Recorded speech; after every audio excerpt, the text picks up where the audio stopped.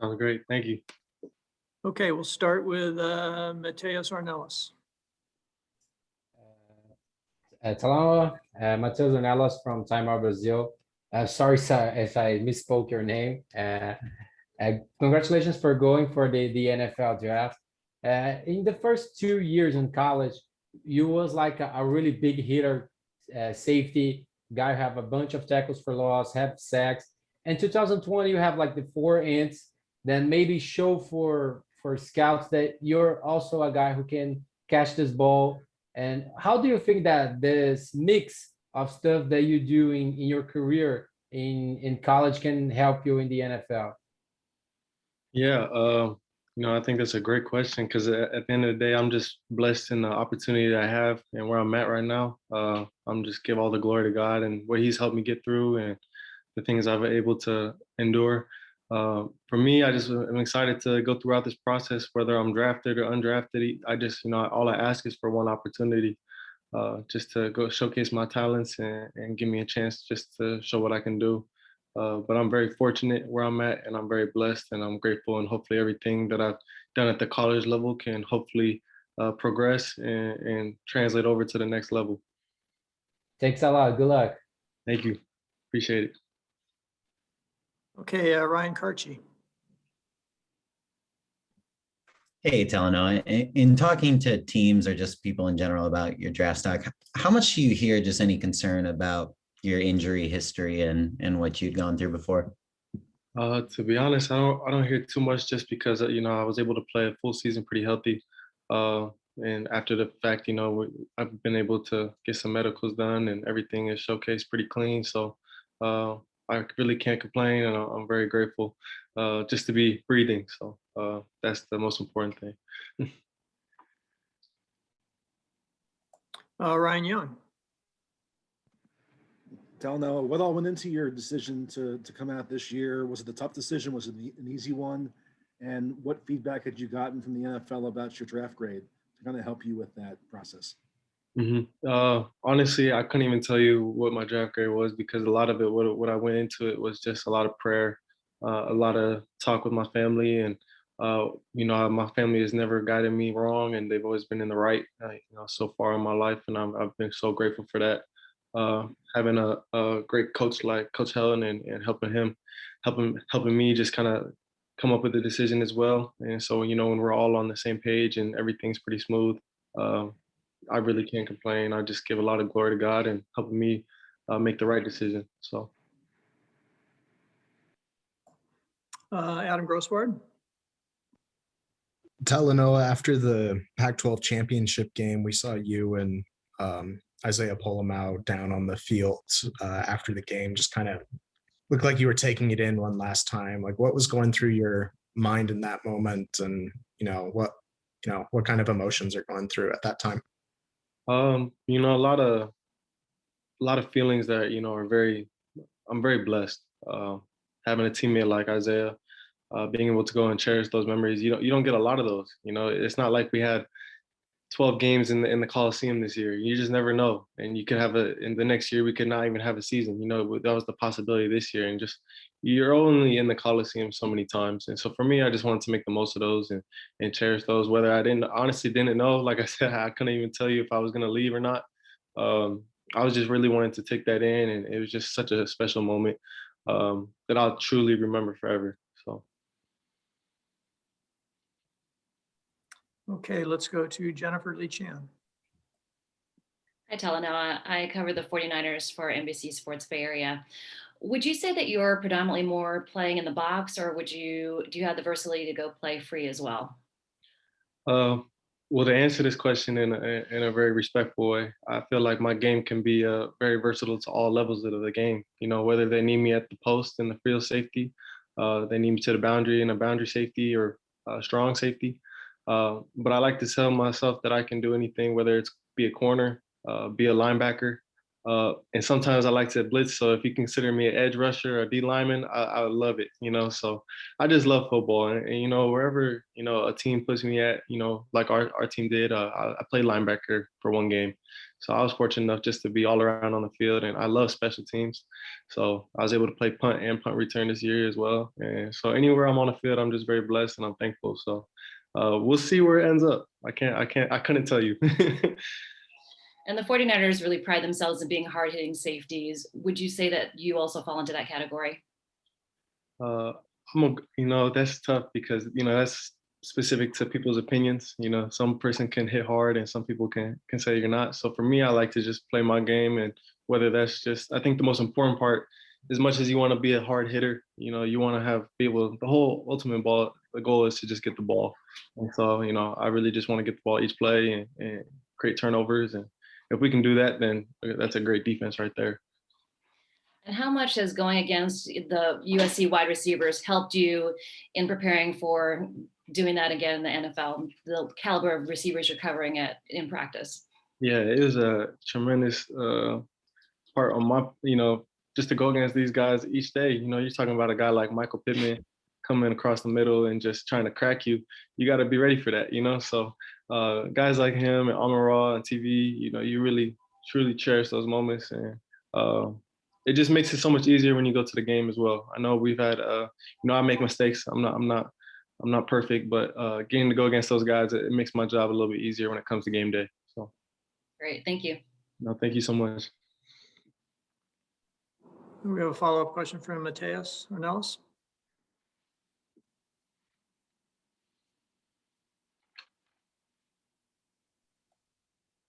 Mateus Ornelas? Sorry, you can hear me now? Yep.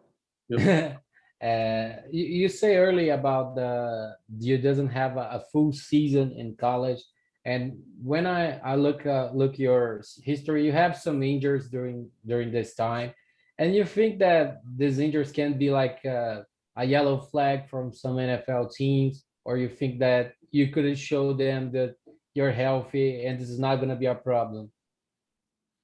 Well, I couldn't, you know, that's up to them to make a decision on me. I really don't know what else that I can do except for just to be present in the moment. I'm very blessed with that. I'm healthy right now, and I hope they consider that fact. But you know, that's up to them and their decisions. For me, just being able to play this season fully healthy was just was a blessing. Just to come out on the other end and see and be able to breathe. So for me, I just try to take in those moments and make the most of them. Thank you. Well, thank you. Ryan Young. Looking ahead to Pro Day this week, is there one event or one test or one thing you're especially excited to show or maybe open some eyes with? To be honest, I couldn't even tell you. You know, for me, this part of this training that I've been doing is just to train for my life. You know, I'm trying to be, you know, successful down the road, and I think there's so many little things that you have to do right now and be present in. And so part of my life is the combine and pro day, and for me, just trying to be ready and everything. You know, I will be participating in everything and just trying to showcase all my talents, and hopefully, I'll just do my best. So. Okay, we'll go to Adam Grossbard. Talanoa, without a combine this year, does that put any additional pressure on just trying to show teams what you can do in this pro day setting? You know, I think that's a lot of pressure if you make it pressure. For me, I'm very confident in my abilities, and I'm grateful for my Lord and Savior. So, you know, having Him on my side, I should never feel pressure to do anything. You know, I think this is football, and this is what we love to do. So at the end of the day, it shouldn't be even anything stressful. At the end of the day, it should just be something we enjoy and go out there and put a smile on our face and have some fun. So I'm fortunate enough to just be in this position. So. Okay, we'll go to Rashawn Haylock.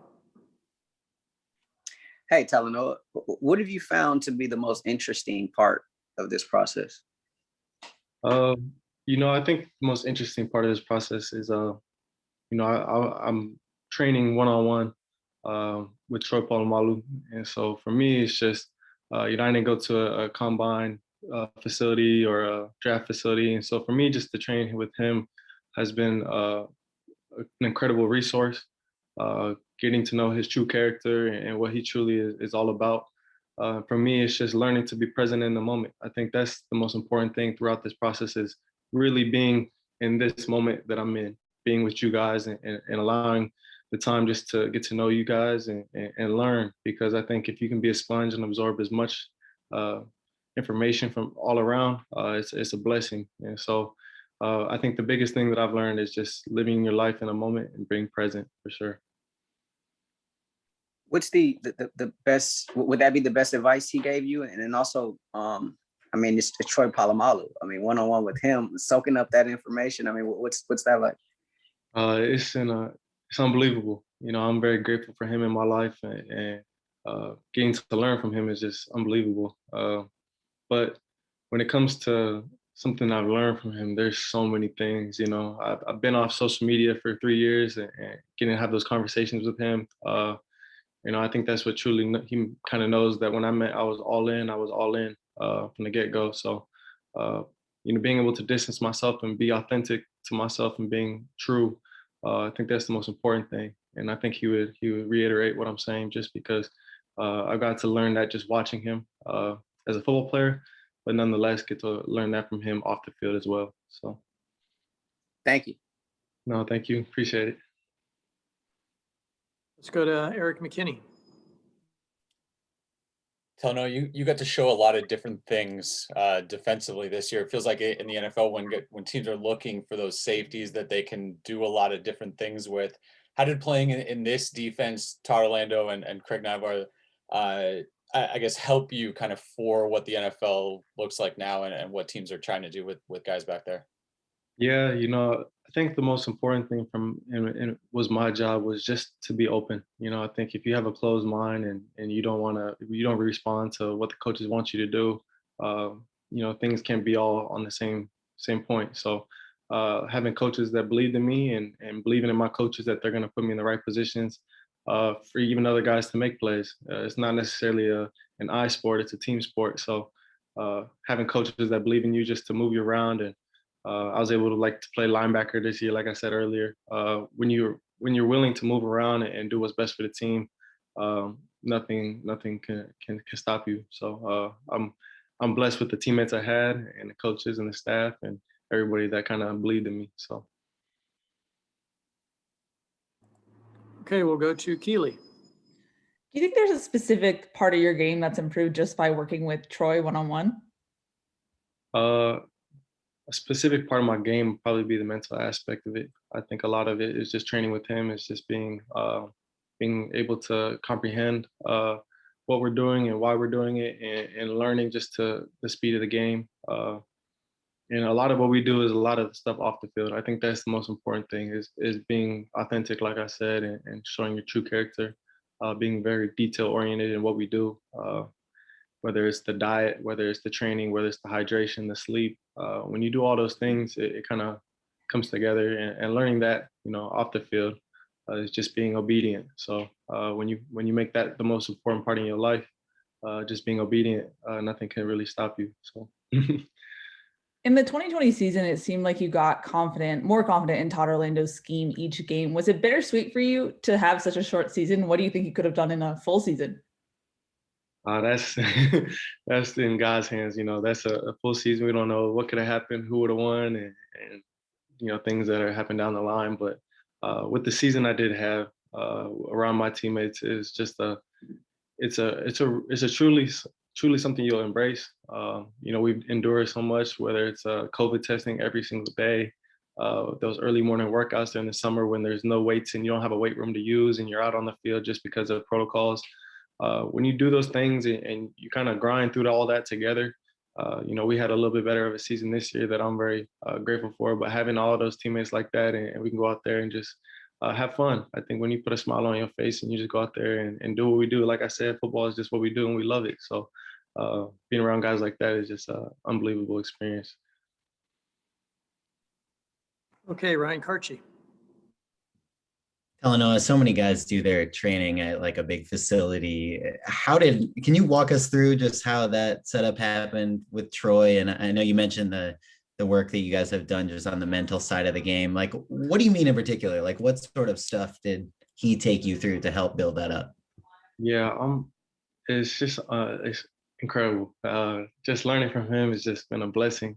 For me, I came in contact with him coming out of high school a little bit before I got to college, and I just wanted to utilize that as a resource over the years, whether it was just FaceTime or calling, and getting to know him over the years. He really believed in me, I would say, and so when I asked if it was possible that I could train with him, it was something that he took thought into, and ultimately said yes, and that's where I am now.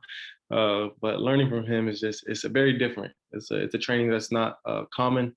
It's not a lot of lifting weights, which I would say we don't really lift weights, and it's a lot of isokinetic movements, plyometrics, and stuff that gets your body really flexible and very mobile. But learning from him, he has me kind of doing a little bit different than what you would do at a normal draft facility. He has me reading books and doing different things just to help my mind. And so, like I said, when it comes to the mental aspect of it, you just learn a lot over the different things you do. And so just being a listener is the most important thing. And where I'm at today is just a testament to what he's put me through and what my family's put me through, and ultimately what God has helped me get through. So Any books in particular that have helped you or that he kind of turned you on to?